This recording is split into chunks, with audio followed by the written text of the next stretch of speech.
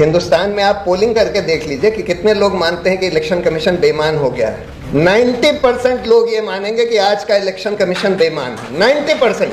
जब हिंदू ने, CSDS ने ये पोल किया, लेकिन कितने लोगों को ये लगता है कि ईवीएम में बेईमानी हो रही है, ईवीएम को मैनिपुलेट किया जा रहा है। उस समय भी अधिकतर लोगों ने ये बोला कि हाँ, हमें लगता है कि ईवीएम को मैनिपुलेट किया जा रहा है। जब इतने लंबे लंबे बैलेट पेपर थे जिसमें 20 लोगों के नाम और सिंबल होते थे, उनको काउंट करने में 24 घंटे से, पूरे देश में जनरल इलेक्शन में 24 घंटे से ज्यादा नहीं लगते थे। अब आपकी छोटी छोटी स्लिप है जिसमें सिंबल है, उन सिंबल की स्लिप्स को आप अलग अलग कर दीजिए, 2 घंटे से ज्यादा नहीं लगेंगे आपको सारी कंस्टिट्यूएंसीज का काउंट करने में। कहते नहीं, हम 2 घंटा नहीं और वेट कर सकते, हमको तुरंत इलेक्शन का रिजल्ट अनाउंस करना है, 2 घंटा हम और काउंटिंग नहीं कर सकते। आप इलेक्शन 7 फेजेस में 7 हफ्ते में कर रहे हैं, यानी जब पहली वोट कास्ट होती है और उसके बाद रिजल्ट आता है 7 हफ्ते बाद, और आप कह रहे हैं हम 2 घंटा और नहीं लगा सकते। यानी कि हर चीज में हम देख रहे हैं कि फॉर्म 6, फॉर्म 7 के बारे में रूल ये कहता है कि फॉर्म 6 की जितनी एप्लीकेशन आती है नए वोटर को इंक्लूड करने की, या फॉर्म 7 की जितनी एप्लीकेशन आती है वोटर के डिलीशन की, उसी दिन वेबसाइट पर आ जानी चाहिए। रूल ये कहता है। नहीं डाल रहे कहते हैं हम नहीं डालेंगे।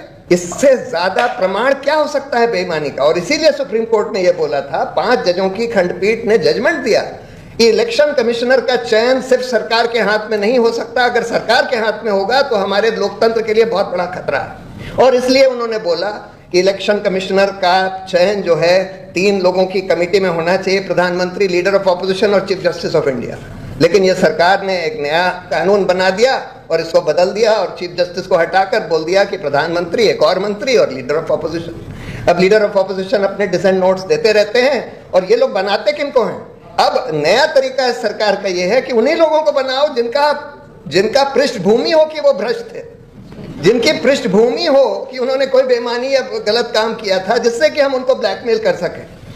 अब उनका सिक्योरिटी ऑफ टेन्योर उनको प्रोटेक्ट नहीं करेगा, हम जब चाहें ईडी या सीबीआई को उनके पीछे छोड़ सके, इस तरह के लोगों को बनाओ जो सरकार के कहने के खिलाफ जा ही ना पाए। तो प्रॉब्लम सारी यहां से खड़ी हो गई है कि इलेक्शन कमीशन एकदम बेईमान हो गया है। हम लोगों ने ये कानून जो सरकार ने बनाया है इसको चैलेंज किया हुआ है। 2 साल से हमारी पिटीशन सुप्रीम कोर्ट में पेंडिंग है, सुनवाई नहीं होती। सिंपल सा केस है, सुप्रीम कोर्ट के 5 जजों ने कह दिया कि अगर सरकार के हाथ में अपॉइंटमेंट है तो लोकतंत्र के लिए खतरा है, ऐसा कानून नहीं हो सकता। सीधा सीधा है। अब उसमें अब आपको 2 या 3 जजेस की खंडपीठ में कितना टाइम लगेगा ये देखने के लिए कि अब सरकार ने फिर से अपने हाथ में ले लिया, प्रधानमंत्री, एक और मंत्री, अब अमित शाह, मोदी और राहुल गांधी, ये लोग तय करते हैं। कितना टाइम लगेगा?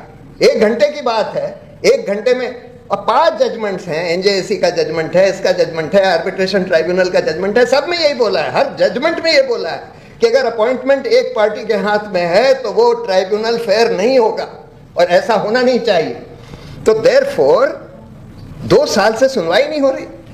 तो एक बहुत बड़ी प्रॉब्लम खड़ी हो गई है कि मतलब हम लोग एसआईआर पर कोर्ट में जाते हैं, एसआईआर पर जो योगेंद्र जी ने बताया, इतनी सारी चीजें हम लोग ने पॉइंट आउट करी।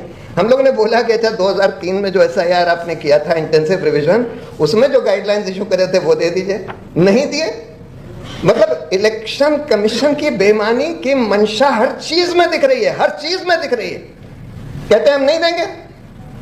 योगेंद्र जी ने कहीं से किसी तरह से खुफिया तरीके से निकलवा लिए वो 2003 के गाइडलाइंस, उसमें निकल कर आया कि 2003 में तो ये हुआ ही नहीं था, इंटेंसिव रिवीजन हुआ, लेकिन नए सिरे से वोटर्स लिस्ट नहीं बनाई गई थी, पुरानी वोटर्स लिस्ट के ही आधार पर नई वोटर्स लिस्ट बनाई गई। लेकिन अब तो ये बिल्कुल नए सिरे से कह रहे हैं जो एन्यूमरेशन फॉर्म नहीं भरेगा उसका नाम आएगा ही नहीं वोटर्स लिस्ट में। हर चीज में बेईमानी, हर चीज में बेईमानी, हर चीज में कहते हैं हम कोई ट्रांसपेरेंसी नहीं बरतेंगे।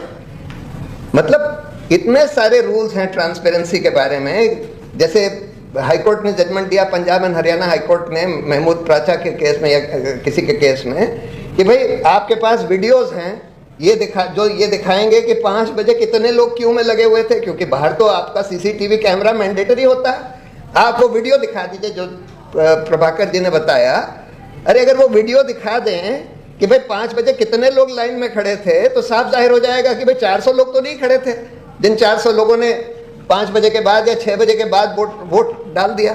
लेकिन कुछ नहीं दिखाएंगे, सब चोरी छुपे रात के अंधेरे में सारा काम चल रहा है।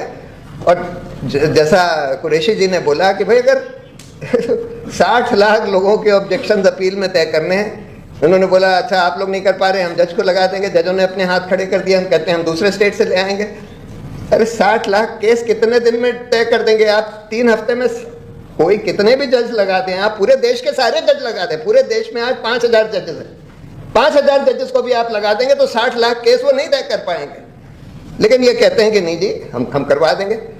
अब तो देखो प्रॉब्लम ये हो गई है कि सुप्रीम कोर्ट की भी आज ये हालत हो गई है कि आज, अब जैसे अभी तो योगेंद्र जी ने बोला कि हम लोग किस डिस्कशन से शुरू किया था इलेक्टोरल डेमोक्रेसी और कहां पहुंच गए हैं। अगला ये होने वाला है, देखिए मैं बता रहा हूं अगला क्या होने वाला है। ईवीएम का सारा काउंट ये दिखाएगा कि कैंडिडेट ए जीत गया, रिटर्निंग ऑफिसर अनाउंस कर देगा कि कैंडिडेट बी जीत गया।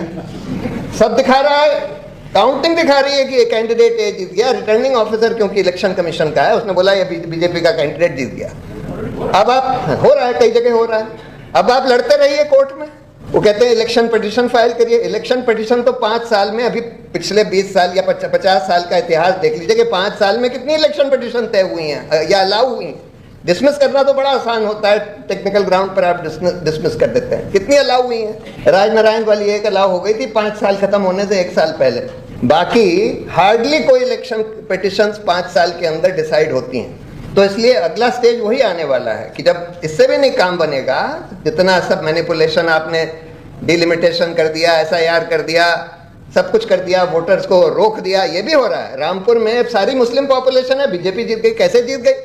वो कहते हैं कि सारी जगह घेराबंदी कर दी कि मुस्लिम वोटर्स के एरिया में कि उनको तो वोट डालने ही नहीं देंगे, पुलिस चारों तरफ बैठ गई और ये इलेक्शन कमीशन सब कुछ होने दे रहा है। और वेस्ट बंगाल में कह रहे हैं कि हम सारे ऑफिसर्स को बदल देंगे, चीफ इलेक्टोरल ऑफिसर, ये वो DGP सबको बदल देंगे, हम गुजरात से सारे ऑफिसर्स ले आएंगे, वही सारा इलेक्शन मैनेज करेंगे। मतलब इस तरह का काम चल रहा है। सो देयरफॉर बहुत गंभीर स्थिति है। सवाल ये है कि हमारा पूरा इलेक्टोरल डेमोक्रेसी का जो मॉडल था पूरी तरह से चरमराया हुआ है। आज हर तरह का डाउट है, किसी को कोई कॉन्फिडेंस नहीं है इस तरह के मॉडल में।